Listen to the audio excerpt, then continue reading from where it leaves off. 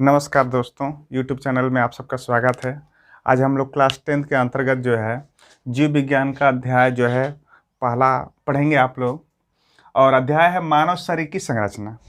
तो हम लोग पढ़े मानव शरीर की संरचना, यानी हम लोग जानने की ये कोशिश करेंगे कि कोई भी जीव का निर्माण जो है किससे होता है। जैसे कि हम लोग जानते हैं कि बूंद बूंद से तालाब भरता है, ठीक उसी प्रकार से एक छोटी छोटी कोशिकाओं से मिलकर के एक जीव का जो है निर्माण होता है, एक जीव के शरीर का निर्माण होता है। तो चलिए सबसे पहले हम लोग जानते हैं कि मानव शरीर की संरचना में सबसे छोटी इकाई क्या है और किस तरह से मानव शरीर की संरचना का निर्माण होता है। चलिए तो सबसे पहले जो है हम लोग जानेंगे कोशिका के बारे में। कोशिका के बारे में, जिसको हम लोग जो है सेल कहते हैं। कोशिका यानी किसी भी जीव का निर्माण जो है एक कोशिका से होता है। यानी कहा जा सकता है कि किसी भी जीव का निर्माण एक कोशिका से होता है और कोशिका एक तरह से आधारभूत मूल इकाई है जिससे जो है एक जीव का निर्माण होता है। हमारा शरीर जो है एक या अनेक कोशिकाओं से मिलकर के बना होता है। ठीक है, तो चलिए ये बात आपको समझ में आई कि कोशिका जो होती है यो किसी भी जीव की सबसे छोटी जो है इकाई होती है, यानी आधारभूत इकाई। यानी आधारभूत इकाई का मतलब ये कि कोशिका से ही किसी जीव का निर्माण होता है। चलिए ठीक, तो हम लोग पढ़ेंगे कोशिका के बारे में। ठीक है, और चलिए तो कोशिका जो है अभी हम लोग पढ़े ये कि कोशिका जो है एक जीव की आधारभूत इकाई है। ठीक, जब कोशिका जो है एक से अनेक होती है, यानी कि एक समूह में होती है, धीरे धीरे बढ़ने लगती है, एक कोशिका से अनेक कोशिकाएं होने लगती हैं, तो वह कोशिकाएं जो है आपकी जो है टिश्यू बनाती हैं, यानी कि उत्तक बनाती हैं, यानी जिसको हम लोग इंग्लिश में टिश्यू कहते हैं। अच्छा, कोशिका जो है किसी जीवों की संरचनात्मक, क्रियात्मक और आनुवंशिकी इकाई होती है। यानी कि किसी जीव का निर्माण यानी होना वह आपके कोशिका पर ही डिपेंड करता है। ठीक है, तो हम लोग जो है कोशिका के बारे में जाने कि कोशिका जो है एक जीवों की संरचनात्मक, क्रियात्मक और आनुवंशिक इकाई होती है। ठीक, अब देखिए कोशिका से जो है आपकी जब कोशिकाओं का समूह मिलता है तो आपका क्या बनता है? टिश्यू बनता है। टिश्यू क्या होते हैं? टिश्यू जो होते हैं, यानी कि टिश्यू के बारे में अगर हम कहें कि कोशिकाओं का वह समूह जो उत्पत्ति, संरचना और कार्य के आधार पर होती है, उसको हम लोग टिश्यू यानी समान होती है, यानी कि उत्पत्ति, संरचना और कार्य में समान होती है, उसे हम लोग टिश्यू कहते हैं। अच्छा, टिश्यू के बारे में जाने, यानी कि कोशिका से जब कोशिकाओं का समूह होता है तो टिश्यू बनता है। अच्छा, टिश्यू बनता है, टिश्यू के बाद क्या होता है? टिश्यू के बाद क्या होता है, यानी कि जिस तरह से हम लोग पढ़े हैं कि कोशिकाओं के समूह को टिश्यू कहते हैं, उसी तरह से जब उत्तकों का समूह बनता है तो वह जो है अंग कहलाता है, ऑर्गन कहते हैं, ऑर्गन्स, अंग। यानी कि आप समझ गए कि अंग उसे कहते हैं जो उत्तकों का समूह होता है।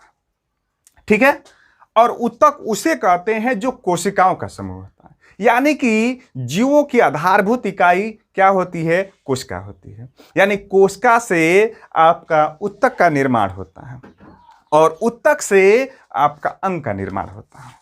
तो इस तरह से जो है आपके उत्तक से अंग का निर्माण होता है। अच्छा, अब आगे से हम लोग चलते हैं कि अंग से जो है अब क्या होता है। अब देखिए, जिस तरह से जो है कोशिकाओं से आपका उत्तक का निर्माण होता है, उत्तकों के समूह से अंग का निर्माण आपका अंग का निर्माण होता है और अंगों के समूह से आपके अंग तंत्र बनते हैं। ठीक है, आगे हम लोग चलते हैं। तो अंग तंत्र के जब समूह होते हैं तो इससे जो है बॉडी का निर्माण होता है, यानी शरीर का निर्माण होता है। ठीक, इस तरह से मानव शरीर की संरचना में ये एक क्रमबद्ध तरीके से, यानी कि कोशिकाओं से आपका उत्तक का निर्माण, उत्तकों के समूह से आपका अंग का निर्माण, और अंगों के समूह से अंगतंत्र का निर्माण, और अंगतंत्रों से समूह से एक बॉडी का निर्माण होता है। यानी आप समझ गए, मानव हो चाहे जानवर हो चाहे पेड़ पौधे हो, यानी कोई भी चीज हो, जैसे हमने आपको शुरू में बताया था कि तालाब ऐसे नहीं भरता है, तालाब बूंद बूंद से भरता है। ठीक उसी प्रकार से किसी भी जीव का निर्माण छोटी छोटी कोशिकाओं से होता है। तो इस तरह से हम लोग जाने कि किसी भी जीवों का शरीर, मानव, जानवर, पेड़ पौधे, कोई भी पक्षी, जो भी हो इस पृथ्वी पर, जो भी हो, वो सारी चीज एक छोटी छोटी कोशिकाओं से ही मिलकर के बने होते हैं। चलिए, तो हम लोग जाने कि इस तरह से जो है किसी जीव का निर्माण होता है। अब हम लोग जानेंगे कि कोशिकाओं से जो टिश्यू बनते हैं वो किस प्रकार से होते हैं। फिर जो है ऊतक से अंग जो होते हैं, वो अंग से जो है आपके जो अंगतंत्र बनते हैं। तो अंग जो है क्या होते हैं, कैसे जो है एक शरीर का निर्माण करते हैं, यह चीज हम लोग जो है आगे इस चैप्टर में पढ़ेंगे।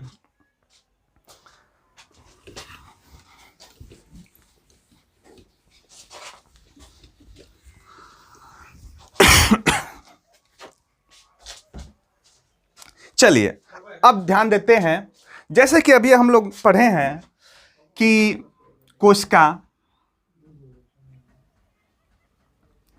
कोशिका यानी कि सेल, कोशिका से जो है आपका उत्तक, टिश्यू,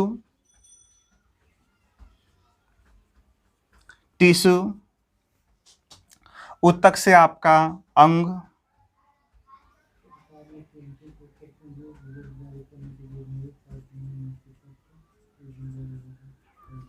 ऑर्गन, अंग से आपका अंगतंत्र,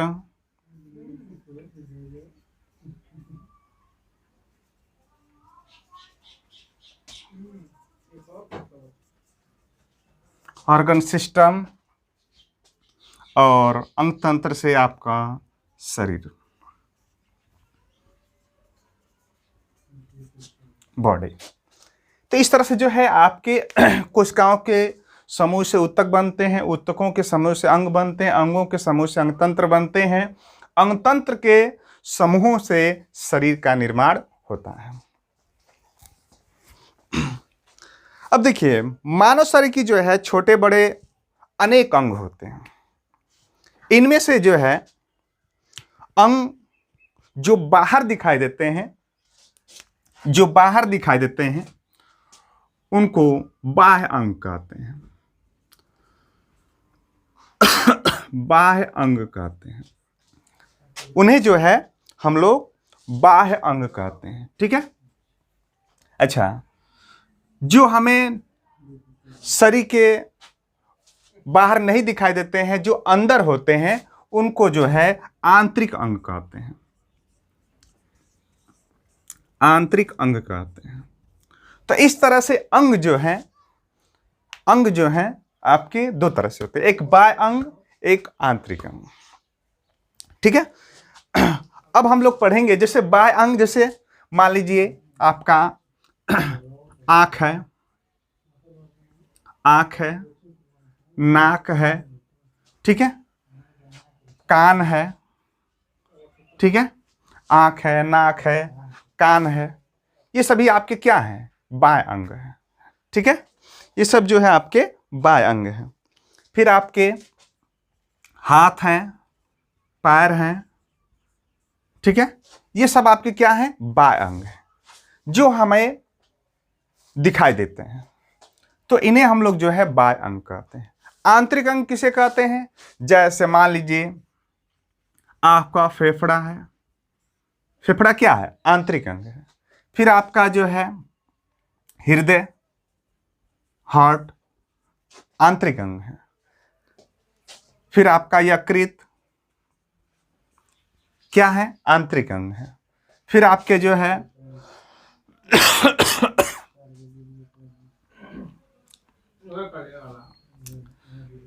गुर्दा, गुर्दा, ठीक है, ये सब क्या है? आंतरिक अंग है, ठीक है। तो इस तरह से जो है मानव शरीर की संरचना में ये सारी चीजें जो हैं एक बॉडी का निर्माण करते हैं। जिस अंग में हम लोग पढ़े हैं, जैसे बाह्य अंग है, आंतरिक अंग है। बाह्य अंग में क्या आप देखें? आंख है, नाक है, कान है, हाथ है, पैर है, ये सब बाह्य अंग है। आंतरिक अंग क्या है? जैसे फेफड़ा है, हृदय है, यकृत है, गुर्दा है, माने जो हमें बाहरी रूप से नहीं दिखाई देते, वो आपकी बॉडी के अंदर होते हैं। वो बॉडी के अंदर होते हैं तो वो आपके आंतरिक अंग कहे जाते हैं, ठीक है।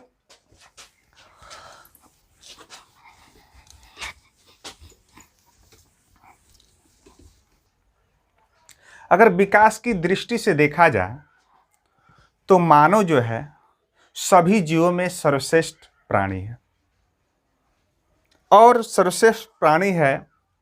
इनके जो है मुख्य अंग निम्न होते हैं, और मुख्य अंग जो निम्न होते हैं वो क्या क्या होते हैं? सबसे पहले हम लोग जानेंगे कि पहला जो मुख्य अंग होता है वह होता है अध्यावरणी तंत्र।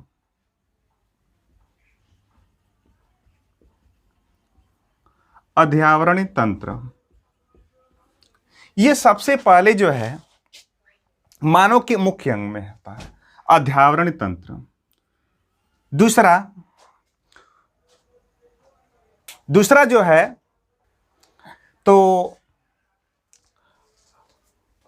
मानव के अंग तंत्र में हम लोग सबसे पहले जो है पढ़ते हैं अध्यावरणी तंत्र। अच्छा, दूसरा होता है पाचन तंत्र। पाचन तंत्र। तीसरा होता है श्वसन तंत्र। श्वसन तंत्र। तो इस तरह से जो है पहला आपका मुख्य अंग में अध्यावरणी तंत्र, दूसरा पाचन तंत्र, तीसरा श्वसन तंत्र, चौथा होता है परिसंचरण तंत्र। परिसंचरण तंत्र, ठीक है। तो इस तरह से जो है अध्यावरण तंत्र, पाचन तंत्र, श्वसन तंत्र, परिसंचरण तंत्र, ठीक है। चलिए, तो इस तरह से परिसंचरण तंत्र, उत्सर्जन तंत्र, उत्सर्जन तंत्र, और छठवां होता है जनन तंत्र। जनन तंत्र। तो इस तरह से जो है मानव के मुख्य अंगों में 6 तरह के तंत्र होते हैं: अध्यावरण तंत्र, पाचन तंत्र, श्वसन तंत्र, परिसंचरण तंत्र, उत्सर्जन तंत्र, जनन तंत्र। चलिए, अध्यावरण तंत्र में हम लोग पढ़ते हैं अध्यावरण तंत्र कहते किसे हैं। अध्यावरण तंत्र में आपके, जैसे कि हम लोग जानते हैं कि हम लोग की जो ज्ञानेंद्रियां होती हैं 5 होती हैं: आँख, कान, नाक, जीभ और त्वचा। जो हमारे सबसे बड़ी ज्ञानेंद्रियों में अगर है तो त्वचा है। यानी कि अध्यावरणी तंत्र में हम लोग त्वचा संबंधी जो है चीज़ों का अध्ययन करते हैं कि त्वचा जो हमारे शरीर पर सबसे बड़ी ज्ञानेंद्रिय के रूप में होती है वह हमारे शरीर पर किस तरह से कार्य करती है। यानी कि जो त्वचा होती है वह त्वचा जो आपके अध्यावरण तंत्र के अंतर्गत अध्ययन किया जाता है कि त्वचा जो है आपके पूरे बॉडी को ढकी रहती है। इसके अंदर आपके सारे आंतरिक अंग जो है व्यवस्थित होते हैं, ढके होते हैं, ठीक है। यानी कि अध्यावरण तंत्र में हम लोग त्वचा संबंधी जानकारियों का अध्ययन करते हैं कि त्वचा किस से होती है, किस प्रकार से होती है, इसमें कितने परत होते हैं, क्या क्या इनके प्रभाव होते हैं। दूसरी चीज आते हैं पाचन तंत्र। पाचन तंत्र, डाइजेशन सिस्टम। यानी कि पाचन तंत्र में क्या होता है कि हमारा भोजन जो है किस प्रकार से पचता है, किस प्रकार से डाइजेस्ट होता है, ठीक है। तो पाचन तंत्र में हम लोग जो है भोजन के पाचन संबंधी जानकारियों का अध्ययन करते हैं, ठीक। ये पाचन तंत्र में। अब आते हैं श्वसन तंत्र में। ठीक है, श्वसन तंत्र में हम लोग पढ़ते हैं कि श्वसन तंत्र में होता क्या है। यानी श्वसन तंत्र में हम लोग ये पढ़ते हैं कि हम लोग जो है किस तरह से ऑक्सीजन लेते हैं, वो हमारे शरीर में किस तरह से कार्य करते हैं। ठीक है, फिर जो कार्बन डाइऑक्साइड होता है वो कैसे जो है कार्य करके जो है बाहर निकलता है। तो ये सारी चीजें जो है हम लोग जो पढ़ते हैं वो आपके जो है श्वसन तंत्र में यानी कि रेस्पिरेटरी सिस्टम में पढ़ते हैं। ठीक है, तो हम लोग पढ़े तीन चीज़ों के बारे में पढ़े। अभी हम लोग बस टेलर पढ़ रहे हैं। ठीक है, अभी ये जो है एक एक चैप्टर है इनके, और इसके बाद आगे हम लोग जो है पढ़ेंगे इनके बारे में, पूरे डिटेल से पढ़ेंगे। तो श्वसन तंत्र, ठीक है, यानी कि श्वसन तंत्र में हम लोग जो है वायु संबंधी चीज़ें शरीर में किस प्रकार से होती हैं, कैसे होती हैं, वो सारी चीज़ें हम लोग ऑक्सीजन श्वसन तंत्र में पढ़ते हैं। अब आते हैं परिसंचरण तंत्र, सर्कुलेटरी सिस्टम। सर्कुलेटरी सिस्टम में क्या होता है कि किस तरह से हमारे शरीर में ब्लड का फ्लो होता है, किस तरह से हमारे शरीर में ब्लड जो है बहता है, कैसे बहता है, किसके थ्रू बहता है, किस तरह से बहता है, उसमें क्या क्या चीज़ें होती हैं, ये सारी चीज़ें हम लोग परिसंचरण तंत्र में पढ़ते हैं। ठीक है, और जैसे कि हम लोग जानते हैं कि परिसंचरण तंत्र में हमारी मुख्य भूमिका निभाने का काम हार्ट करती है। यानी हार्ट एक क्या है, एक पंपिंग मशीन है जो ब्लड को जो है पंप करती है, जो हमारे पूरे शरीर में फैलाने का काम करती है।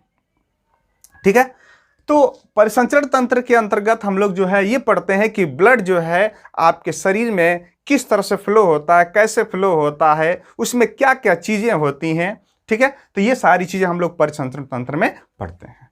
ठीक है, अच्छा, अब चलते हैं उत्सर्जन तंत्र। उत्सर्जन तंत्र क्या है? उत्सर्जन तंत्र यानी उत्सर्जन हम लोग उस चीज को कहते हैं जो हमारे शरीर में वेस्ट पदार्थ जो होती हैं, जो व्यर्थ चीजें होती हैं, जिन तंत्रों के द्वारा, जिन अंगों के द्वारा, जिन सिस्टमों के द्वारा उसको त्यागा जाता है, बाहर निकाला जाता है आपके बॉडी से, वो सारी चीजें जो है उत्सर्जन तंत्र कहलाते हैं। जैसे हमारी त्वचा भी उत्सर्जन के भांति कार्य करती है, जो पसीनों को जो है क्या करती है, बाहर निकालने का काम करती है। ठीक है, हमारी जो है फेफड़ा भी जो है एक उत्सर्जन तंत्र के ही भांति कार्य करती है, जो है आपके कार्बन डाइऑक्साइड को बाहर निकालने का काम करती है। ठीक है, वैसे ही हमारे शरीर के अंदर आपके बहुत इंपॉर्टेंट अंग होते हैं जिसे हम लोग किडनी कहते हैं, गुर्दा कहते हैं। चलिए, तो उत्सर्जन तंत्र में अभी हम लोग ये जाने कि हमारे शरीर के अंदर बहुत कीमती अंग उत्सर्जन तंत्र के अंतर्गत आता है, वो है आपकी गुर्दा। गुर्दा को हम लोग इंग्लिश में किडनी कहते हैं। ठीक है, वृक्क भी कहते हैं, वृक्क कहते हैं। ठीक है, उत्सर्जन तंत्र में आपकी किडनी जो है आपके शरीर से व्यर्थ पदार्थों को जो है बाहर निकालने का काम करती है। चलिए, तो ये जाने हम लोग किस तंत्र में, उत्सर्जन तंत्र में। अब आते हैं हम लोग किस में, जनन तंत्र में। जनन तंत्र बहुत जो है मोस्ट इंपॉर्टेंट आपका जो है सिस्टम है, अंग है। ठीक है, जनन तंत्र की ही देन है कि इस पृथ्वी पर मानव का अस्तित्व बना हुआ है। केवल मानव का ही नहीं, जानवरों का अस्तित्व बना हुआ है, साथ साथ पेड़ पौधों का अस्तित्व बना हुआ है। तो इस तरह से जनन तंत्र भी हमारे जो है तंत्रों में सबसे इंपॉर्टेंट जो है तंत्र है। इसी के अंतर्गत जो है हम लोग जनन संबंधी क्रियाएं पढ़ते हैं कि किस तरह से जो है जनन होता है। जनन में भी हम लोग जानते हैं कि जनन दो तरह से होता है, एक होता है लैंगिक जनन और एक होता है अलैंगिक जनन। ठीक है, एक सेक्सुअल रिप्रोडक्शन और एक आपका एसेक्सुअल रिप्रोडक्शन। तो उस जनन तंत्र में हम लोग ये पढ़ते हैं कि ह्यूमन बॉडी में मेल का अंदर के जनन प्रक्रिया क्या होती है, फीमेल के अंदर जनन प्रक्रिया क्या होती है, किस तरह से जो है जनन प्रक्रियाएं होती हैं। तो ये सारी चीज़ें आपके अगले अध्यायों में है, जो हम लोग आगे भली भांति पढ़ेंगे। ठीक है, तो ये सारी चीजें हम लोग पढ़े मानव शरीर की संरचना में तमाम तरह के अंग तंत्र के बारे में। चलिए, तो इसके साथ ही साथ आप जो है उज्जवल क्लासेज आरटीपी में आप लोग बहुत अच्छी अच्छी वीडियो आपके डाले जा रहे हैं, जो आप इसको घर बैठ कर के अच्छी तरह से इस लॉकडाउन में इसका बेनिफिट उठाएं। ठीक है, और इन सारे चीज़ों को आप पढ़ते रहिए। आगे भी हम लोग और भी वीडियो डालेंगे, लेकिन इससे बताने से पहले आपको हम सबसे पहले ये कहेंगे कि हमारे चैनल को सब्सक्राइब कीजिए, बेल आइकन को दबाइए, लाइक करिए, शेयर करिए, ताकि जो आगे आने वाले वीडियो हैं वो आपको जो है आसानी से आपके पास पहुंच सके। इसके लिए अपनी बाड़ी को विराम देते हैं। जय हिंद, जय भारत।